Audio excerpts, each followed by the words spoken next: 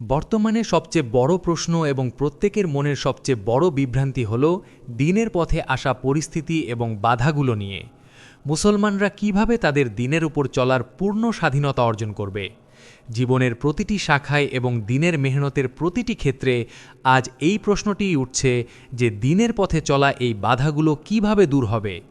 এর জন্য সবার আগে এই বিষয়টির উপর গভীরভাবে চিন্তা করতে হবে যে নবুয়তের যুগে এবং খেলাফতের যুগে যখন কোনো শক্তি দ্বীনের মোকাবেলায় এসেছিল, তখন আল্লাহ রাব্বুল আলামিন কোন শর্তে, কোন মেহনতের উপরে এবং কোন তরিকায় সাহায্য করেছিলেন। যতক্ষণ না সামাজিকভাবে বা ইজতেমাইভাবে আমরা এটা নিয়ে চিন্তা করব, উম্মত দ্বীনের উপর চলা নিয়ে হতাশ হয়ে পড়বে।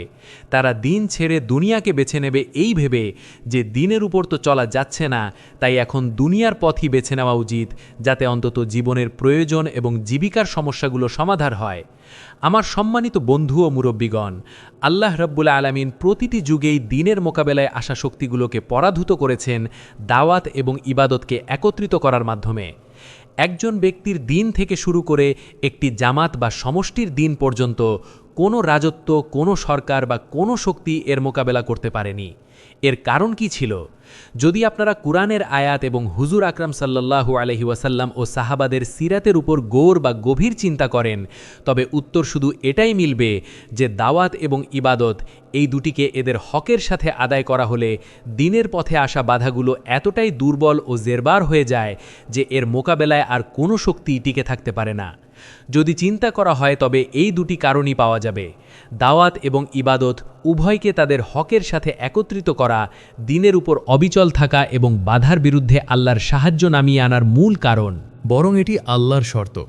আল্লাহ কুরআনে শর্ত দিয়েছেন, ইং তাং সুরুল্লাহ ইয়াংসুরকুম, যদি তোমরা আল্লাহকে অর্থাৎ আল্লাহর দ্বীনকে সাহায্য করো তবে তিনি তোমাদের সাহায্য করবেন। এবং সামনে বলা হয়েছে প্রতিটি মুশকিল পরিস্থিতিতে তিনি তোমাদের পা অবিচল রাখবেন।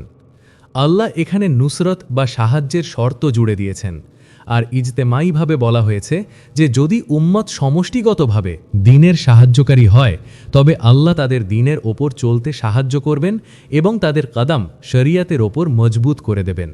আর যদি তারা দ্বীনের সাহায্য করা ছেড়ে দেয় তবে আল্লাহ ইরশাদ করেন, ওয়া ইন তাতাওয়াল্লাউ ইয়াস্তাবদিল কওমান গায়রাকুম, ওয়া ইন তাতাওয়াল্লাউ ইয়াস্তাবদিল কওমান গায়রাকুম, আর যদি তোমরা মুখ ফিরিয়ে নাও তবে তিনি তোমাদের পরিবর্তে অন্য জাতিকে নিয়ে আসবেন এবং তারা তোমাদের মতো অকেজো হবে না। সাহাবাই কেরামের ঘটনাগুলোর ওপর যদি গৌর করা যায় তবে দ্বীনের ওপর ইস্তেকামত বা অবিচল থাকার সবচেয়ে মৌলিক যে মাধ্যমটি পাওয়া যায় তা হলো দাওয়াত ইলাল্লাহ। এটি দাওয়াত ইলাল্লাহ হিসাবেই পাওয়া যাবে, কারণ যতক্ষণ পর্যন্ত উম্মত সমষ্টিগতভাবে দাওয়াত ইলাল্লাহের ওপর একত্রিত ছিল ততক্ষণ পর্যন্ত কোনো শক্তি তাদের দ্বীন থেকে সরাতে পারেনি। হজরত আবদুল্লাহ ইবনে হুজাফা রাদিয়াল্লাহু আন রোমে কাজ করছিলেন তার জামাতের সাথে।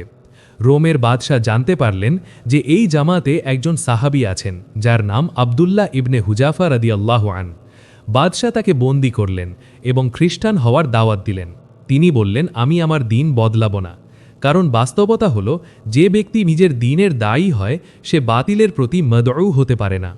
আর যে ব্যক্তি নিজের দ্বীনের দাওয়াত ছেড়ে দেয় তার ভেতরে সর্বপ্রথম এই দুর্বলতা সৃষ্টি হয় যে তার কাছে অন্য ধর্মের বা মতাদর্শের তরিকাগুলো নিজের দ্বীনের তরিকার চেয়ে বেশি প্রিয় ও পছন্দনীয় মনে হতে থাকে। উম্মতের দ্বীন পরিবর্তনের বা দ্বীন থেকে সরে যাওয়ার মৌলিক কারণ হল নিজেদের দ্বীনের প্রতি দাওয়াত না দেওয়া। সাহাবায়ে কেরাম সমষ্টিগতভাবে নিজেদের দ্বীনের দাওয়াতের উপর এমনভাবে কায়েম ছিলেন যে বড় থেকে বড় শক্তিও তাদের দ্বীন থেকে সরাতে পারেনি। আবদুল্লাহ ইবনে হুজাফা রাদিয়াল্লাহু পরিষ্কার জবাব দিলেন, আমি আমার দ্বীন বদলাব না। বাদশাহ বললেন, আমার অর্ধেক রাজত্ব নিয়ে নাও, কিন্তু দ্বীন বদলে ফেলো। তিনি বললেন, তোমার অর্ধেক রাজত্ব তো দূরের কথা, আরবের সমস্ত রাজত্বও যদি আমাকে দেওয়া হয় এবং তোমার পুরো রাজত্বও মিলে যায়, তবুও আমি চোখের পলক ফেলার সময়টুকুও মুহাম্মদ সাল্লাল্লাহু আলাইহি ওয়াসাল্লামের দ্বীন ছাড়তে প্রস্তুত নই। বাদশাহ বললেন, তাহলে আমি তোমাকে হত্যা করব। তিনি বললেন, আন্তা ওয়া জাকা, তোমার যা ইচ্ছা করতে পারো, কিন্তু আমি আমার দ্বীন থেকে ফিরব না। ইসলামে দাখিল হওয়ার পর দ্বীনের উপর ইস্তেকামাত বা অবিচল থাকার পরও সমস্ত কঠোরতা ও কষ্টের মুখে সাহাবায়ে কেরামের নিজেদের দ্বীনের উপর কায়েম থাকার আসল মৌলিক রহস্য কী ছিল? সেই মৌলিক রহস্য ছিল খোদ নিজেদের দিনের দিকে দাওয়াত দেওয়া। কারণ যখন কেউ হকের দাওয়াত থেকে বসে যাবে তখন নিশ্চিতভাবে বাতিল তাকে দাওয়াত দেবে। এর মধ্যে যারা হকের দাওয়াতের উপর কায়েম থাকবে তারা বেঁচে যাবে, আর যারা হকের দাওয়াতের উপর কায়েম থাকবে না তারা পিছলে যাবে। সাহাবায়ে কেরামের ঘটনাগুলোতে এই বিষয়টি খুব বিস্তারিতভাবে পাওয়া যায়। যেমন কাব ইবনে মালিক রাদিয়াল্লাহু এর ঘটনা। তিনি সমস্ত যুদ্ধে শরিক হয়েছেন, কিন্তু তাবুক যুদ্ধে যেতে পারেননি। হুজুর আকরাম সাল্লাল্লাহু আলাইহি ওয়াসাল্লামের সামনে মুনাফিকরা তাদের ওজর বা অজুহাত পেশ করল। সবার ওজর কবুল করে নেওয়া হলো, কিন্তু তিনি এসে সত্য বললেন যে আমার কোনো ওজর বা সমস্যা নেই, আল্লাহর রাস্তায় বের না হওয়ার মতো আমার কাছে কোনো ওজন নেই। তিনি সত্য বলে দিলেন। আল্লাহর রাসূল সাল্লাল্লাহু আলাইহি ওয়াসাল্লাম এবং আপনার সাথে সমস্ত সাহাবা সবাই এই বিষয়ে তার প্রতি নারাজ হয়ে গেলেন যে তুমি আল্লাহর রাস্তায় কেন বের হলে না। আমি বলছিলাম, ঠিক এই সময়ে গাসসানের বাদশাহ তাকে চিঠি পাঠালো এবং তাকে নিজেদের দিকে আসার দাওয়াত দিল। চিঠিতে লিখল, তোমার সাথী তোমার সাথে কঠোর আচরণ করেছে, তুমি তোমার দিন ছেড়ে আমাদের কাছে চলে এসো।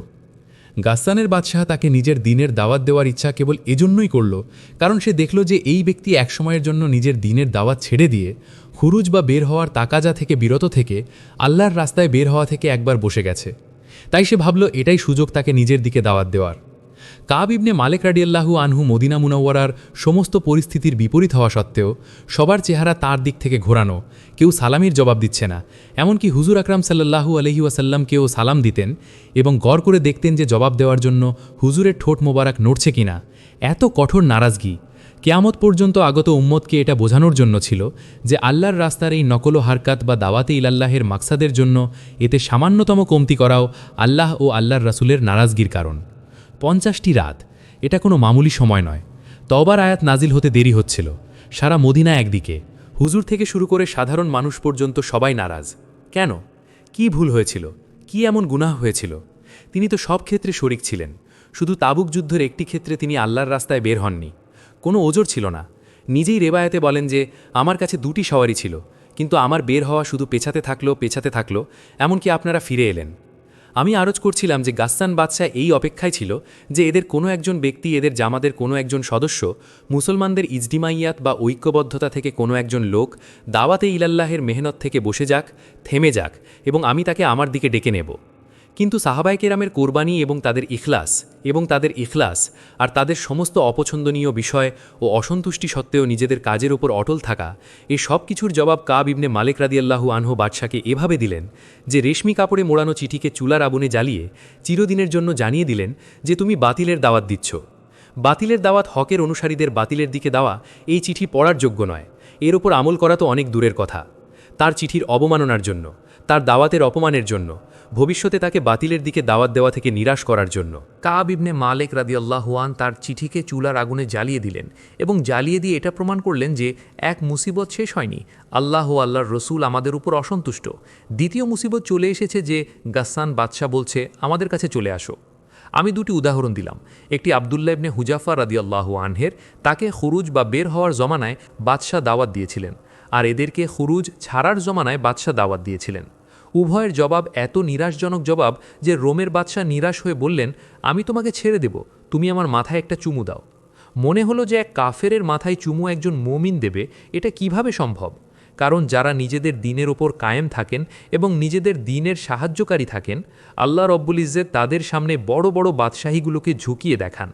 এজন্য আমরা সাহাবাদের ঘটনাগুলো থেকে এই বিষয়টি স্পষ্টভাবে পাই যে কায়নাতের ব্যবস্থা এবং এর মধ্যে থাকা সমস্ত মাখলুক, এদের সবাইকে বশীভূত হওয়া এবং এদের সবার ঝুঁকে পড়ার যেটা সবচেয়ে মৌলিক কারণ ও শর্ত, আল্লাহর কসম, সেটা একমাত্র দাওয়া ইলাল্লাহ। ইবাদতের কারণে এরা ঝুঁকে নেই। আমার কথা মনে রেখো, ইবাদতের কারণে এরা ঝুঁকে নেই। আল্লাহ রব্বুল ইজ্জত স্বয়ং বাতিলের মোকাবেলায় তখন আসেন যখন কোনো বান্দা তার দিকে ডাকার মোকাবেলায় চলে আসে। সম্মানিত দিনী ভাইয়েরা, আলোচনার সারমর্ম এই যে বাতিলের চক্রান্ত বা দুনিয়ার কোনো শক্তি মুমিনকে নত করতে পারে না, যতক্ষণ না মুমিন নিজেই তার দাওয়াতে ইলাল্লাহের কাছ থেকে সরে দাঁড়ায়। সাহাবায়ে কেরাম রাদিয়াল্লাহু প্রমাণ করে গেছেন, অর্ধেক রাজত্ব বা প্রাণনাশের হুমকি কোনো কিছুই একজন দ্বীনের দায়ীকে পথভ্রষ্ট করতে পারে না। তাই আসুন আমরা হজরত আবদুল্লাহ ইবনে হুজাফা এবং কাব ইবনে মালিক রাদিয়াল্লাহু এর মতো ইমানি দৃঢ়তা নিয়ে দ্বীনের কাজে অবিচল থাকি। মনে রাখবেন, পৃথিবী ইবাদতের জন্য নয়, বরং দাওয়াতের মেহনতের সামনেই মাথা নোয়াতে বাধ্য হয়। আল্লাহ আমাদের সবাইকে দ্বীনের দায়ী হিসেবে কবুল করুন। আমিন।